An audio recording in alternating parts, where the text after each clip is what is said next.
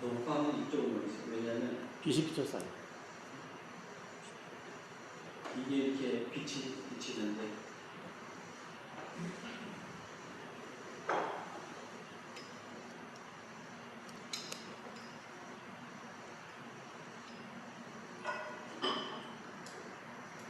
네, 주님의 이름으로 또 여러분들을 환영하고 또 여러분들의 삶이 더욱더 승리하시기를 기원합니다.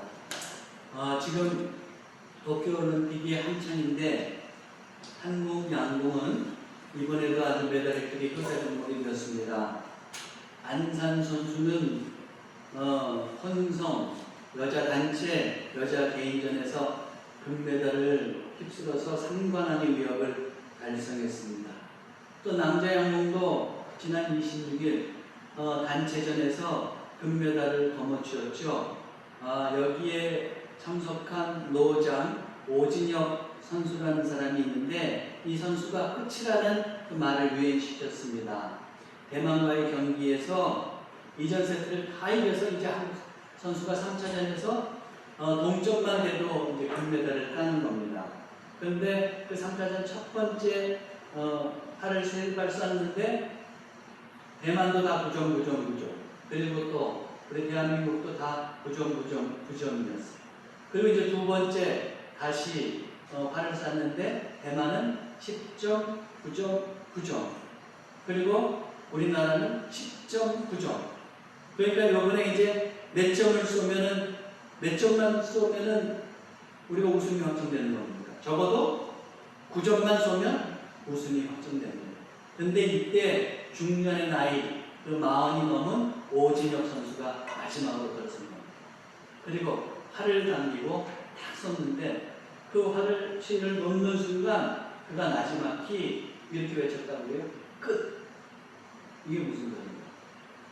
그 소리와 함께 이제 화살이 날아가서 관역에 꽂혔는데 10점 관역에 탁 꽂혔답니다. 인터뷰에서 이 오진혁 선수는 이렇게 얘기했습니다. 자기가 끝이라고 얘기한 이유는 양궁 선수들은 아마 고수들이겠죠. 팔을 당겼다가 딱 놓으면 그 놓는 순간에 이게 10점이다 하는 감이 딱 온다는 거예요. 그래서 자기가 놓는 순간에 이건 10점이구나, 끝이구나 생각이 들어서 끝! 이랬다는 겁니다. 이 오진혁 선수는 근데 알고 보니까 굉장히 대단해요. 뭐가 대단하냐? 오랜 훈련으로 이 오른쪽에 이제 회전근이라는 게 있는데 회전근 4개 중에 3개가 다 파열됐어요. 그리고 마지막 남은 회전근도 80%가 다 끊어졌습니다. 그런데도 불구하고 이번에 올림픽에 나오기 위해서 진통제를 먹으면서 훈련을 한 겁니다. 그리고 마지막에 이런 큰 위협을 달성한 거죠. 그는 이렇게 이야기했습니다. 이제 저도 중년의 나이가 되었는데 어린 선수들과 있다 보니 나이를 잘 못 느낍니다. 그러면서 한 말 중에는 할 수 있습니다. 안 해서 못하는 것이지 하면 다 할 수 있습니다. 여러분 혹시 지금 이렇게 예배 드리시는 분 가운데서 지금 너무 늦었다고 생각하시는 분은 안 계십니까? 포기하지 말고 도전해 보시기 바랍니다. 근데 제가 이 이야기를 하는 이유는 따로 있어요. 우리는 이 땅에 살면서 수많은 선택을 해야 합니다. 우리는 그 선택이 올바르기를 바랍니다. 특별히 그리스도인이라고 한다면 우리의 선택이 하나님 보시기에 바른 선택이기를 바랄 것입니다.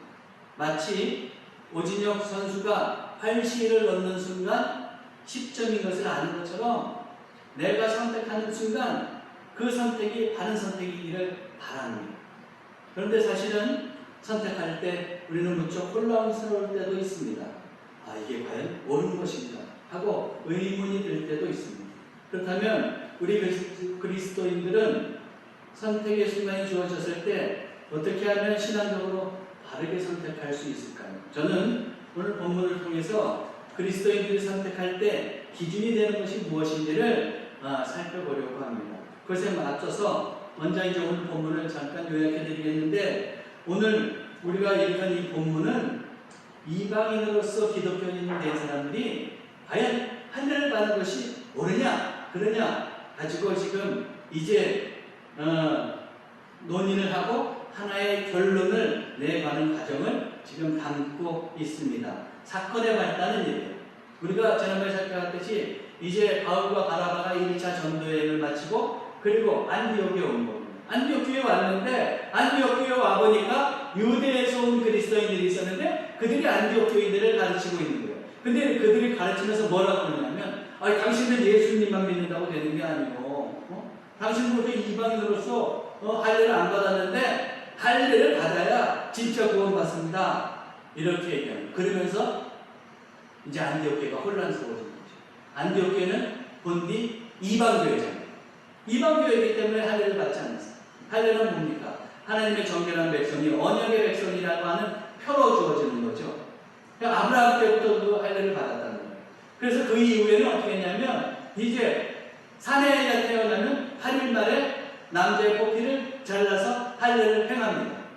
그러면 어때요? 유대인은 남자로 태어났으면 8일만 지나면 다 할례를 받는 거예요. 그런데 지금 안디옥에 있는 사람들은 전부 이방인이잖아요. 한 사람도 할례를 받지 않았어요. 예수님은 믿었지만 할례를 받지 않았어요. 그런데 난데없이 그 유대 예루살렘 교회에서 온 사람들이 뭐라고 그러냐면 할례를 받아야 구원받는다고 그러니 얼마나 이 사람들이 깜짝 놀랐겠어요. 교회가 혼란스러워진 거죠. 그런데 이것에 대해서 바나바와 바울은 반대하죠. 그랬더니 이제 이것이 옳다 저것이 옳다 그러면서만 문제가 된 겁니다.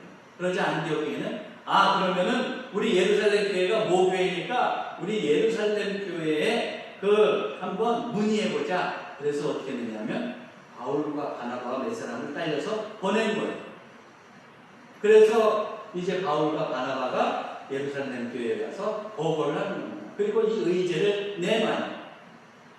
그랬을 때 사도와 장로들이 모여서 이제 숙고하면서 서로 깊이 의논하면서 의논을 했고 그때 베드로도 이방인들은 할례를 받지 않아도 될 것 같습니다. 이렇게 의견을 제시해요. 그리고 예루살렘 교회 수장인 예수님의 동생 야고보도 이제 중재안을 내놓죠. 그 베드로의 말이 구약성경 아모스의 말과 일치하는 것 같으니 우리가 이방인에게는 할례를 베풀지 맙시다. 대신에 이방인 그리스도인들에게 그거는 베풀지 말되 우상의 제물이나 우상의 제물 먹지 말게 하고 음행을 하지 말게 하고 목매달아 죽은 것이나 또 피채 먹지 말게 합시다. 이런 중재안을 내요. 그래서 딱 서신을 써가지고 안디옥 교회에 보냅니다. 그 서신을 받고 안디옥 교회가 기쁨으로 받아들였다 하는 것이 이제 오늘 본문의 대략적인 내용이에요. 자, 그런데 이 일련의 과정을 쭉 거쳐갈 때 우리는 예루살렘 교인들이 이방인에게 할례를 줄 것인가 말 것인가의 문제를 어떤 기준을 통해서 결정하는지를 볼 수가 있어요. 그래서 저는 이를 통해서 우리가 결정의 순간에 어떤 기준을 사용했는지 한번 같이 살펴보고자 합니다. 첫 번째로 우리가 결정의 순간에 임했을 때 기준으로 삼아야 될 것이 있습니다. 영상을 보시는 분이나 또 이 예배당에 참석하신 분이나 저를 따라서 한번 해보세요. 경험. 뭐라고요? 경험이라고 했습니다. 여기서 경험은 그저 개인적으로 사사롭게 경험한 그 경험을 이야기한다기보다는 신앙적인 경험. 다시 얘기해서 하나님께서 우리의 삶에서 역사하셨던 그 경험을 바탕으로 우리는 결정을 해야 된다는 말이에요. 바울과 바나바가 예루살렘 교회에서 이방인도 할례를 받아야 하는지에 대해서 문제를 내놓았을 때 아마도 한쪽에서는 할례를 받아야 된다고, 한쪽에서는 할례를 받지 말아야 된다고 주장했을 겁니다. 이런 이야기들을 줄곧 듣고 있던 베드로, 지금 예루살렘 교회에서 이 논쟁이 벌어졌잖아요. 이 얘기를 쭉 다 듣고 나서 베드로가 뭐라고 합니까? 7절에서 9절을 한번 보세요. 여기 보면 되어 있어요. 많은 변론이 있습니다. 예루살렘 교회에서 이거 가지고 지금 변론을 많이 했어요. 그러면 베드로가 일어나 말하되 형제들아 그러면서 이제 발언을 하는 거예요. 너희도 알거니와 하나님이 이방인들로 내 입에서 복음의 말씀을 들어 믿게 하시려고 오래전부터 너희 가운데서 나를 택하시고 하나님께서 자기를 택하신 이유가 어디 있느냐? 나를 들어서 베드로를 들어서 이방인에게 복음을 전해서 믿게 하시려고 자기를 택했다는 거예요. 자, 그리고 그래서 택했으니 베드로가 이방 사람에게도 복음을 전한 적은 있겠죠. 자, 그랬을 때 어떤 일이 일어나느냐? 또 마음을 하시는 하나님이 우리에게 같이 그들에게도 성령을 주어 증언하시고 그랬어요. 즉 그렇게 복음을 전하니까 성령의 역사가 일어나서 그들도 이방인들도 믿게 되었다는 거예요. 그래서 그거를 지금 성령을 주어 증언하시고 이렇게 있습니다. 그래서 믿음으로 그들의 마음을 깨끗이 하사. 어떻게 깨끗했어요? 할례 받아서 깨끗하게 됐어요? 아니고 믿음으로 이제 마음을 깨끗이 하셨다는 거예요. 그래서 그들이나 우리나 차별하지 않으셨느니라. 차별하지 않았다. 그러니까 결국은 뭐예요? 믿음으로 깨끗해졌는데 무슨 할례를 또 받겠습니까? 하는 말을 하고 있는 것이죠. 그러므로 복음을 받아들인 이방인은 할례를 받지 않아도 된다는 말이에요. 자, 베드로가 이런 이야기를 했을 때는 자기의 신앙적인 경험이 있었을 거예요. 언제 이런 경험을 했습니까? 바로 백부장 고넬료의 집에서. 백부장 고넬료는 로마의 백부장이었죠. 네, 로마의 장교였어요. 이방인으로서 이제 유대교를 개종한 사람인데 아주 신실했던 사람입니다. 근데 기도 중에 어떻습니까? 하나님의 지시를 받았어요. 천사로부터 지시를 받았는데 뭐라고 그랬어요? 저 요바에 베드로가 있으니 베드로를 초청했다가 말씀을 들어라. 이런 지시를 받죠. 그래서 자기의 종들을 보냈다는 거예요. 그때 한편 요바에 있던 베드로는 어땠습니까? 거기서 머물면서 그 다음날인데 그 정원 때 기도하다가 환상을 보잖아요. 뭐예요? 어떤 환상을 봤어요? 여러분이 한번 얘기해 보세요. 기억해 보세요. 어떤 베드로가 본 환상이 뭡니까? 하늘에서 보자기와 같은 것이 쭉 내려와요. 근데 거기에 짐승이 들어가 있는 거예요. 근데 보니까 먹지 못할 부정한 짐승, 레위기에서 먹지 말라고 한 짐승들이 있네. 근데 하늘에서 음성이 들어요. 베드로야 잡아먹어라. 그랬더니 저는 이 속되고 깨끗하지 않은 것을 먹을 수 없습니다. 그랬더니 하늘에서 또 음성이 들어요. 뭐라고 그랬습니까? 하나님께서 깨끗하게 하신 것을 네가 속되다 하지 말라. 이런 환상을 몇 번 봤다고요? 몇 번 겪었다고요? 3번이라고 그랬잖아요. 3번이라고. 베드로가 그때 의아했을 거예요. 왜 내가 이런 환상을? 하나님은 이걸 통해서 이방인에게도 복음을 전해라. 그것을 말씀하고 싶으셨던 건데 아직은 알지 못하죠. 그런데 그때 그 고넬료가 보냈던 종들이 온 거예요. 그때 성령께서 그들을 받아들이라 그래서 그들과 함께 이와하고 이제 고넬료의 집으로 갑니다. 그래서 고넬료의 집에 가서 복음을 전했을 때 어떻게 돼요? 고넬료 집안 사람들, 친척들, 그리고 초청 받은 사람들이 다 함께 말씀을 듣고 성령의 역사가 일어나서 방언도 하거든요. 그걸 딱 봤을 순간에 어떻게 됩니까? 아하!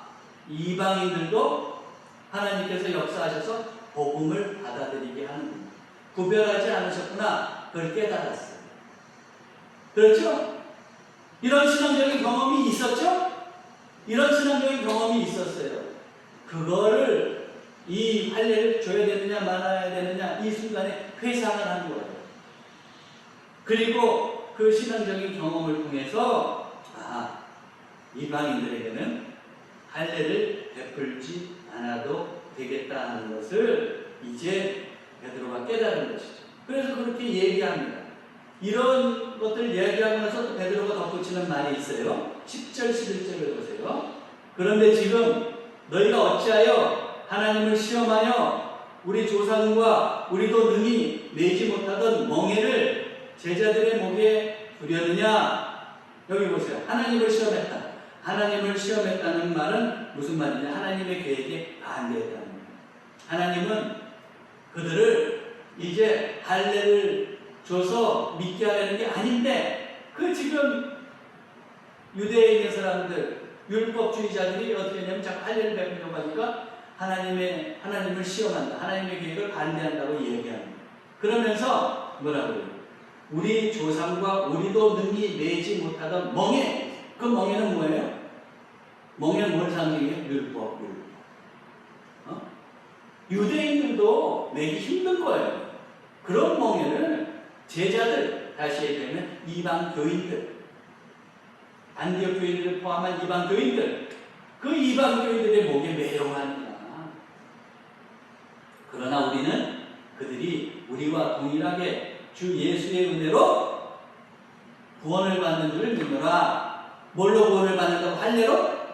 아니고 주 예수의 은혜로 구원 받는 줄을 믿노라. 이렇게 이제 베드로는 자신의 신앙적인 경험을 바탕으로 해서 지금 권면하고 있는 것을 우리는 볼 수가 있습니다. 우리도 마찬가지예요. 우리가 인생에서 뭔가를 결정해야 되는 순간이 주어졌을 때 우리가 뭘 기준으로 삼을 수 있느냐? 우리의 신앙적인 기준, 아니 신앙적인 경험. 내가 내 개인적으로 하나님께서 이렇게 했을 때 하나님께서 허락하시고 저렇게 했을 때 하나님께서 역사하셨던 것들, 그걸 돌아볼 수 있고, 다른 사람들이 신앙적으로 행동했던 그 삶의 경험들을 돌아보면서 또 어떻게 합니까? 우리도 그 경험을 바탕으로 해서 하나님께서 원하시는 것이 무엇인지를 분별하고 결정할 수 있다는 겁니다. 그러므로 사랑하는 성도 여러분, 하나님께서 원하시는 삶이 무엇인가를 결정할 때 그동안의 삶의 경험을 믿음의 렌즈를 끼고 돌아보므로 하나님께서 원하시는 다른 결정을 해나가시기를 바랍니다. 자, 두 번째로 우리는 결정의 순간에 또 기준으로 삼을 수 있는 것이 있어요. 저를 따라서 또 해보세요. 영상을 보시는 분도 따라 해보세요. 이성. 첫 번째는 뭐라고 했습니까? 경험이라고 해서, 경험은 무슨 경험? 신앙적인 경험. 두 번째는 이성이다 그랬어요. 자, 12절 보세요. 베드로가 다 얘기하고 났더니 온 무리가 어떻게 했다고요? 가만히 있어. 왜 가만히 있었어요? 그동안에는 논쟁하고 막 그랬는데 가만히 있어. 이성적으로 판단해 보니까 베드로의 말이 맞는 거 가만히 있는. 그러니까 그 순간에 이제 바나바와 바울이 또 얘기하는 거예요. 바나바와 바울이 하나님께서 자기들로 말미암아 이방인 중에서 행하신 표적과 기사에 관하여 말하는 것을 듣더니, 바나바는 뭘 얘기해요? 이방지역 1차 선교에서 여행을 하면서 다니면서 복음을 전할 때 하나님께서 행하신 표적과 기사, 놀랍게 일어났던 일들, 그런 것들을 얘기합니다. 예를 들어서 나면서부터 걷지 못하는 사람이 일어났다든지, 그런 놀라운 일들 있잖아요. 그런 일들을 얘기하니까 그것이 어디서 일어났어야 했는데 유대인에게 일어난 것이 아니고 이방인 가운데서 일어났죠. 그런 것들을 얘기하면서 하나님께서 구분하시지 않았다는 것을 증명하는 거죠. 그랬을 때 거기에 모였던 사람들이 그걸 다 들어, 이성적으로 판단하면서 듣는 거죠. 그러면서 들으면서 그렇구나, 베드로의 말이 맞구나, 바나바와 바울의 말이 맞구나, 이렇게 판단했을 겁니다. 지금 할례를 주어야 되느냐 말아야 되느냐 그걸 의논하려고 모인 회중들은 베드로의 이야기와 더불어서 바나바와 바울의 이방인에 대한 복음 사역의 이야기를 이성적으로 듣고 판단하는 기회를 갖고 있어요. 그래요. 이성도 잘 활용하면 하나님의 뜻을 분별하는 좋은 도구가 된다는 것을 우리는 기억해야 됩니다. 믿는 사람들 중에서 신앙은 자꾸 이성하고 배치되는 것로만 생각하는 사람들이 있어요. 그래서 자꾸 반이성적인 그런 태도를 취하려는 사람들이 있습니다. 그러나 여러분, 우리가 분명히 알아야 되는데, 저를 따라서 해보십시오. 기독교는 반이성적이지 않고 초이성적입니다. 뭐예요? 기독교는 이성을 받아들여요.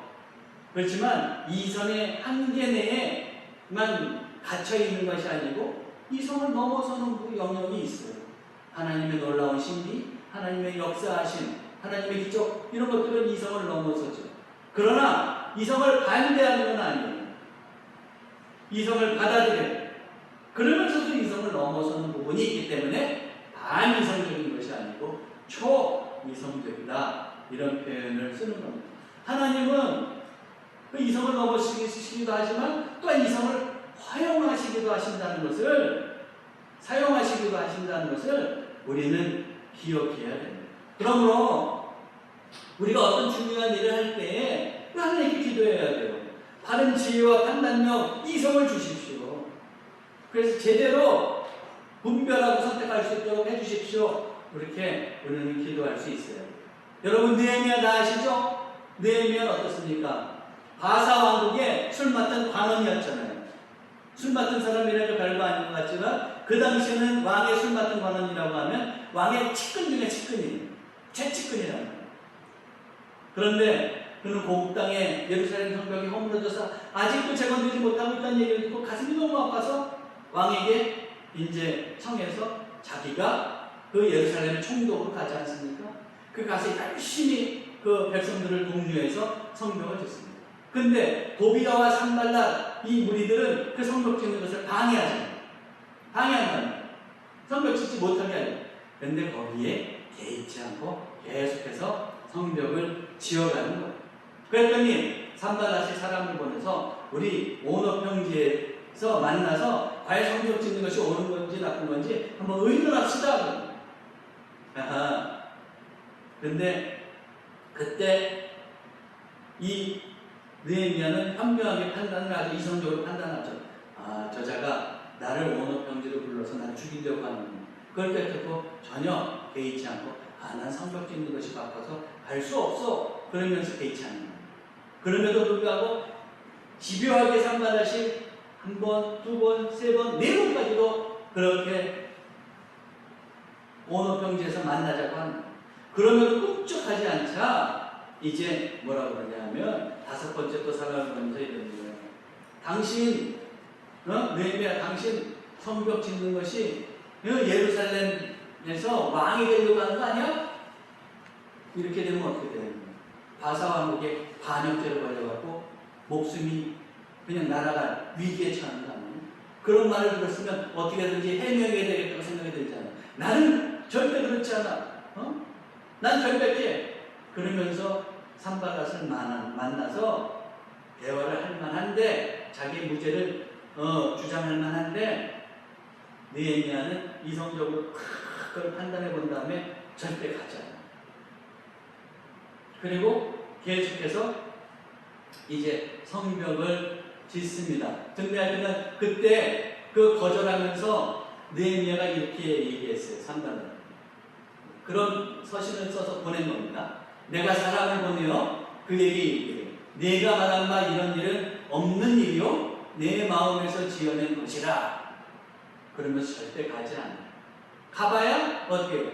자기만 어떻습니까? 죽임을 당하고 이스라엘에게 유익이 되는 것이 없는 것을 알리고, 그걸 철저하게 이성적으로 분별하고 판단해서 가지 않은 거예요. 그래서 결국 느헤미야는 위기 상황을 극복했고 마침내 성벽을 완성했습니다. 하나님은 이성을 무시하지 않으세요. 우리의 이성을 사용하십니다. 사랑하는 성도 여러분, 문제에 봉착하고 중요한 일을 결정해야 할 때 하나님께 현명하게 판단할 수 있는 이성을 달라고 기도할 수 있어야 되겠습니다. 세 번째로, 우리는 결정의 순간에 또 뭘 기준으로 삼아야 되느냐? 저를 따라서 말씀. 말씀을 기준으로 삼아야 돼요. 이방인에게 할례를 주어야 되느냐 말아야 되느냐 하는 문제를 놓고 베드로가 이야기했고 바나바와 바울도 이야기했습니다. 회중들이 그것을 말씀을 수긍하면서 잘 받아들였어요. 그랬더니 이번에는 예루살렘 교회의 수장이 되는 예수님의 동생 야고보, 이 야고보가 할례에 대해서 논하는, 거기에 대해서 언급합니다. 그는 이 할례 문제를 결정하는데 무엇을 사용하고 있는지 한번 보세요. 14절 15절 보세요. 하나님이 처음으로 이방 중에서 자기 이름을 위한 백성을 취하시려고 그들을 돌보신 것을 시므온이 말하였습니다. 시므온은 여기서 베드로를 얘기해요. 베드로가 이방인들 구별하지 않고 하나님께서 받아주셨다는 걸 다 얘기하지 않았느냐. 지금 베드로가 얘기했는데 그 베드로의 말이 어떻습니까? 선지자들의 말씀이 이와 일치하도다. 베드로의 말과 선지자들, 구약의 예언서들 이것과 일치한다 이거예요. 이 당시에는 신약 성경은 없었지만 구약 성경이 있었잖아요. 네? 구약 성경하고 베드로의 말이 일치한다. 그러면서 기록된 바 그랬어요. 그러면서 이제 구약 성경을 언급하는 거죠. 그러면서 야고보는 아모스 9장 11절 12절을 언급하고 있는 거예요. 그게 바로 16, 17절에 나옵니다. 이후에 내가 돌아와서 다윗이 무너진 장막을 다시 지으며 또 그 허물어진 것을 다시 지어 일으키리니, 예루살렘이 무너졌다가 무너진 것을 하나님께서 다시 일으키시는데 그날은 사람들과 내 이름으로 일컬음을 받는 모든 이방인들로 주를 찾게 하려 함이라 하셨습니다. 남은 사람들, 유대의 남은 사람들 있죠? 이는 그 남은 사람들, 그 사람들, 유대인들과 더불어서 내 이름으로 일컬음을 받는 모든 이방인들, 주를 찾자. 그러므로 이방인들도 구원을 받는다는 뜻 아니겠어요? 이것을 언급하면서 야고보는 얘기하는 겁니다. 이 말씀을 언급하면서 말씀에 가도 이방인들에게 할례를 행할 필요는 없을 것 같다. 그러니까 어떻게 하느냐? 중지안을 내놓은 거예요. 이방인들에게 할례를 행하지 말고 그들은 믿음으로 구원받게 하고 대신에 음행이나 목매란 거나 우상의 제물이나 핏째는 먹지 말게 하자. 이러면서 중재안을 내놓은 것이죠. 그래요. 우리의 판단 기준은 어떻습니까? 뭘 결정할 때? 성경이 돼요. 앞에서 저는 뭔가 중요한 결정을 할 때 신앙적으로 우리가 결정을 할 때 우리의 신앙적인 경험, 이성이 또 판단의 기준이 될 수 있다고 했습니다. 그것과 더불어서 말씀을 얘기하는데 최종적인 원인은 어디에 있느냐? 이 말씀에 있는 거예요. 그래서 내가 이성적으로 판단하고 또 경험적으로 볼 때 이쪽이 옳은 것 같지만 성경에서 다른 쪽을 제시하고 있다 그러면 우리는 그 성경의 지시에 따라서 결정할 수 있어야 됩니다. 어쨌든 우리 그리스도인들은 경험과 이성을 활용하지만 최종적인 권위로 말씀을 기준으로 해서 선택할 수 있어야 돼요. 디모데후서 3장 15절 16절에 보면 사도 바울이 디모데를 향해서 뭐라고 그랬어요? 또 어려서부터 네가 성경을 알았다 이거예요. 성경은 근데 어떤 역할을 합니까? 성경은 능히 너로 하여금, 너는 다시 오늘날 얘기하면 우리들도 되겠죠. 성경은 어떤 역할을 합니까? 예수 그리스도 안에 있는 믿음으로 말미암아 구원에 이르는 지혜가 있게 하라. 성경에 구원에 이르는 지혜가 있어요. 그렇죠? 그리고 또 모든 성경은 하나님의 감동으로 된 것으로 뭘 한다고요? 교훈, 책망, 바르게 함과 의로 교육하게 열심히. 더불어서 이는 하나님의 사람으로 온전하게 하며, 성경은 하나님의 사람으로 온전하게 하고 또 모든 선한 일을 행할 능력을 갖추게 합니다. 그래요. 이런 일들을 하나님의 말씀이 우리에게 하도록 합니다. 그러므로 우리가 무슨 결정을 내릴 때 당연히 말씀을 기준으로 삼아야겠죠. 그러면 말씀을 기준으로 삼으려면 어떻게 돼요? 말씀을 잘 알아야 되잖아요. 말씀을 잘 알기 위해서 어떻게 됩니까? 매일매일 우리가 성경을 접하고 더 우리가 깨달아갈 필요가 있는 겁니다. 그러므로 사랑하는 성도 여러분, 여러분들이 더 바른 선택을 하고 하나님 보시기에 바른 결정을 하기를 원한다면 말씀을 가까이 하고 말씀을 지표로 삼아서 결정해 가시기를 바랍니다. 어느 추운 날 나이아가라 폭포 여러분 가보셨어요? 네? 저는 나이아가라 폭포를 못 가봤어요. 그런데 나이아가라 폭포 이제 겨울에 이런 이야기가 있어요. 겨울에 나이아가라 폭포 강물이 이제 흘러서 내려가다 폭포로 뚝 떨어졌는데 거기에 죽은 양고기가 하나 내려요. 그랬더니 그 추운 겨울에 독수리가 칙 지나가다가 그러고 탁 앉아갖고 날카로운 발톱으로 그 양의 짐승을 딱 꽂은 다음에 거기서 이제 고기를 뜯어먹는 거죠. 한참 고기를 뜯어먹는데 이제 조금 있으면 이제 폭포에 다다르는 거예요. 그러니까 이제 독수리가 그때쯤 되니까 어떻게 하려고 그랬어요? 고기에서 빠져나와서 날아가려고 그랬지. 그런데 추운 겨울에 거기서 고기를 쪼아 먹다가 보니까 발톱이 그만 그 언 고기에 딱 박힌 거예요. 그래서 미처 발톱을 빼지 못하고 그 폭포와 더불어서 그냥 밑으로 쭉 떨어지고 말았어요. 죽었겠죠? 여러분, 내가 살면서 여태까지 행동해온 삶을 한번 보세요. 그것이 바른 삶이면 좋은데 하나님께서 기뻐하셔야 하는 삶의 방식에 우리의 존재의 발톱을 탁 꽂아갖고 지금 이루고 있다고 그러면 어떡하겠어요? 그러면 안 되겠죠. 현명하게 판단하고 빨리 하나님께서 원하시는 삶의 방식으로 돌아서야겠죠. 여러분들의 신앙적인 경험, 이성과 말씀을 기준으로 해서 한번 삶을 살펴보십시오. 그리고 거기에서 정말 하나님께서 기뻐하시는 것이 발견된다면 속히 거기서 벗어나서 하나님께서 원하시는 삶을 살아가시기를 주님의 이름으로 축원합니다. 기도하겠습니다. 하나님 아버지, 때때로 우리는 어떻게 결정하고 살아야 할지를 알지 못해서 그릇된 것이 바른 것인지도 착각하고 하나님의 뜻에서 멀어지기도 했습니다. 이제는 주님께서 원하시는 길로 가기를 원합니다. 우리에게 하나님께서 함께 하셨던 경험을 돌아보게 하시고 현명한 이성을 허락하시고 말씀으로 길을 알려주셔서 하나님께서 원하시는 길을 걸어가게 하옵소서. 우리 주 예수 그리스도의 이름으로 기도하옵나이다.